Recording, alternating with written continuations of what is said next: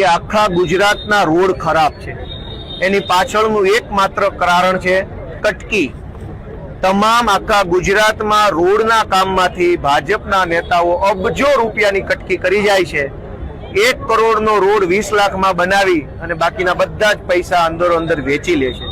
આ ભ્રષ્ટાચારને રોકવા માટે, સારા રોડ બનાવવા માટે જનતાએ હવે હાવણાવાળી કરવી પડે એમ છે. પહેલી વાત તો એ છે કે હું હેલ્મેટ પહેરીને નીકળું અને રખડતો ખૂંટીઓ મને સિંગડે ચડાવીને મારી નાખે તો એના જવાબદાર હર્ષ સંઘવીને ગણવાના કે CR પાટીલને ગણવાના.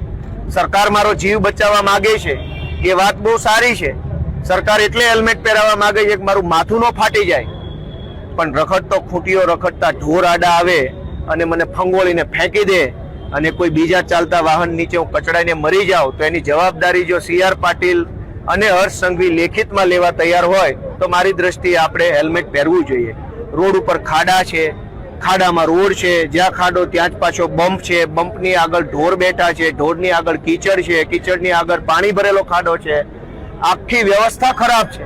છતાંય સરકારને રસ એટલા માટે હેલ્મેટ પહેરાવવામાં છે કે હેલ્મેટના નામે ઉઘરાણા કરવા છે, હેલ્મેટના નામે કરોડો રૂપિયાની પૈસા ભેગા કરવા છે અને એટલા માટે જબરજસ્તી હેલ્મેટના નામે કરે છે. સરકારે આપણો જીવ બચાવવો હોય તો અનેક જગ્યાએ જનતા સાથે જે અકસ્માતો બને છે એને રોકવાની કોશિશ કરવી જોઈએ.